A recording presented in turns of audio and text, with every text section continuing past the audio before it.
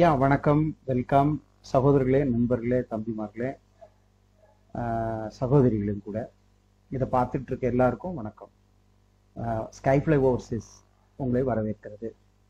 இது பிரான்ஸை பற்றிய ஒரு தமிழ் வீடியோ. ரொம்ப ஒரு வருஷத்துக்கு மேலே ஆச்சு, 2 வருஷம் ஆச்சு நான் பிரான்ஸுக்கு போட்டு. அப்போ கொஞ்ச ஆள் போச்சு, மீதி ஆள் போக முடியாமல் மாட்டிக்கிச்சு. அதுக்கு ஏன்னா கவுன்சிலேட் எம்பசிலாம் அப்பப்போ திறக்கும், அப்பப்போ மூடும், ஒரு செட்டப் கிடைக்கும், அப்புறம் அது க்ளோஸ் ஆகிடும். ஸோ ரொம்ப நாள் கழிச்சு இப்போ ஒரு நல்ல சோர்ஸ் ஃப்ரான்ஸுக்கு மாதத்துக்கு ஒரு 3 விசா 4 விசா அடிக்கிற மாதிரி ஏற்பாடாயிருக்கு இந்த வருஷத்தில். ஸோ உங்களுக்கு யாருக்காவது ஃப்ரான்ஸ் போகணும், சிங்கிளாட்டு போகணுமா, இல்லை ஹஸ்பண்ட் அண்ட் ஒய்ஃபாக போகணுமா, இல்லை டோட்டல் ஃபேமிலியாக போகணுமா அப்படின்னா வரலாம். மோஸ்ட்லி இது வந்து விசிட் விசா. அதாவது விசிட் விசான்னா நமக்கு வந்து என்ட்ரி பெர்மிட் சொல்லுவோம். பிரான்ஸுக்கெல்லாம் பெர்மிட்டே கிடையாது. பிரான்ஸு, இந்த ஜெர்மனி, இட்டாலிக்கெல்லாம் அங்கே பெர்மிட்டே வர்றதில்லை. அதாவது லேபருக்கு கூட வர்றதில்லை. ஓகே. ஸோ இப்போ நமக்கு பிரான்ஸ் பண்ணுறோம்னு சொன்னால் நிறைய பேரோடு பிரான்ஸ் போய் இறங்கணும், எனக்கு சொந்தக்காரங்க அப்படி இப்படின்னு சொல்லுவாங்க. அதுக்கு எப்படின்னா ஒரு 30 வயசுக்கு மேலே, ரொம்ப சின்ன வயசு பசங்க இந்த விசிட் விசாலாம் கொடுக்க மாட்டேங்கிறாங்க. ஒரு 30-35 வயசுக்கு மேலே உள்ள ஆம்பளைங்களோ, இல்லை அவங்க ஒரிஜினல் ஹஸ்பண்ட் அண்ட் ஒய்ஃபோ, இல்லை அவங்க குழந்தைகளோட சேர்த்து கொஞ்சம் பேக்கேஜ் கொஞ்சம் பெருசாக இருக்கும். மொத்தத்தில் சிங்கிளாக இருந்தாலே போகலாம். ஓகே, சிங்கிள் அல்லது டபுள். அது எப்படின்னு நான் சொல்கிறேன் உங்களுக்கு விவரமாக.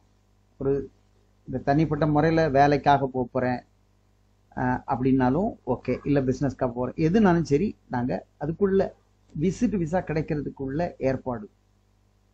அது மொத்தத்தில் ஏதாவது ஒரு ஷெங்கனுக்கு போட்டாலும் கிடைக்கும், இல்லைன்னா ஃப்ரான்ஸ் போட்டால் 100% கிடைக்கும். அந்த மாதிரி ஒரு செட்டப். ஏன்னா எல்லா டாக்குமெண்ட்ஸும் ஒரு கவுன்சிலேட்டுக்கு தேவையான அளவுக்கு என்னென்ன டாக்குமெண்ட் வேணுமோ அதெல்லாம் பண்ணி கொண்டு போகிறோம். நீங்கள் ஒன்றும் பண்ண வேண்டாம். நீங்கள் கொடுக்க வேண்டிய பேப்பர் என்னன்னு சொல்லிடுறேன், முதல்ல டீட்டெயில் சொல்லிடுறேன். ஸோ ஃப்ரான்ஸ் உங்களுக்கு தெரிஞ்ச விஷயம், கண்டிப்பாக நாங்கள் பண்ணி கொடுக்குறோம். ஆனால் 35 வயசுக்கு மேலே இருக்கணும்.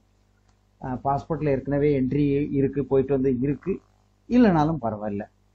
பேங்க் பேலன்ஸு கண்டிப்பாக வேணும், உங்கள்கிட்ட அது இல்லைனாலும் பரவாயில்ல. அதெல்லாம் அதே மாதிரி ஐடி பேப்பரும் பண்ணுவாங்க.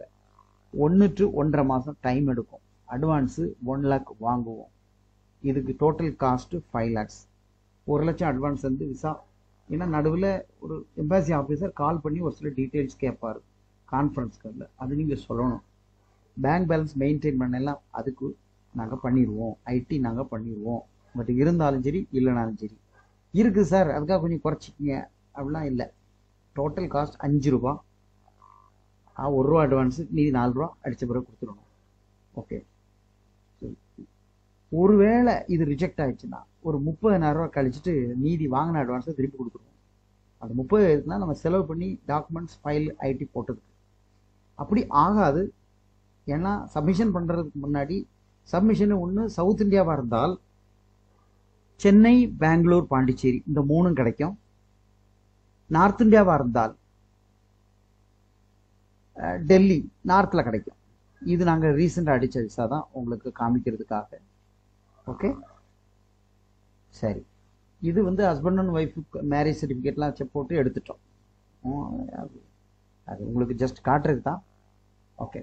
அப்போது இந்த ஜாபை பற்றி யூரோப், ஃப்ரான்ஸ், யூரோப்பில் போட்டு அது பாஸ்போர்ட்டோட கண்டிஷனை பார்த்து, அவங்களோட ஸ்டேட்டஸ் என்னென்ன டாக்குமெண்ட் வச்சுருக்காங்க, எதை ப்ரிப்பேர் பண்ணுங்கிறத பார்த்து போடலாம். அது வந்துடும். ஓகே. மொத்தத்தில் எனக்கு ஃப்ரான்ஸ் தான் வேணும்னா ஃப்ரான்ஸ் போட்டுக்கலாம். இதில் நான் படிச்சு காட்டுறேன். We provide entry visa to any country in Schengen as well as especially to France. Okay. எனக்கு ஃப்ரான்ஸ் தான் வேணும்னா இப்போ இந்த மாதிரி பண்ணிடலாம். இதுக்கு வந்து 1 மாதம் டைம் எடுக்கும், கொஞ்சம் கூட ஆனாலும் வாய்ப்பு இல்லை. சவுத்து பாஸ்போர்ட்டுக்கு வேறு நான் சொன்ன இருக்க ரேட்டு அது 5 ரூபா, 1 ரூபா அட்வான்ஸ், பேலன்ஸ் 9. ஓகே. இதில் டிக்கெட் வராது, நல்லா புரிஞ்சுக்கணும். நான் சொன்ன ரேட்டில், ஏன்னா இதை அடித்து கொடுத்தாலே அவங்களே ஏறி போய் இறங்கிடுவாங்க.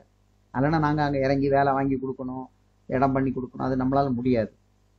இப்போ தான் எல்லா இடத்துலையும் தான் நம்ம ஆட்கள் இருக்காங்களே, சொந்தக்காரங்க இருக்காங்க, ஃப்ரெண்ட்ஸ் இருப்பாங்க, இல்லைன்னா அவங்களே உருவாக்கிடுவாங்க. கரெக்டு தானே? அதனால் இந்த இதை பொறுத்த வரைக்கும் டிக்கெட்டோட செலவு நாங்கள் சேர்க்கலை. விசா அடிச்சு கொடுத்தாச்சுன்னா இனி போகிற வர டிக்கெட்டு, ஷோ மணி, ஹோட்டல் ஃபீலாம் அவங்க பண்ணிக்கணும். நான் பண்ணுறதா இருந்தால் அதுக்கு தனி பேக்கேஜ். ஃபார் எக்ஸாம்பிள் போகிறதுக்கும் ரிட்டன் டிக்கெட்டும் டம்மி எல்லாம் போட்டு காட்டினாலும் ஹோட்டலுக்கு சேர்த்து 75,000 கண்டிப்பாக ஆகும். அது எக்ஸ்ட்ரா.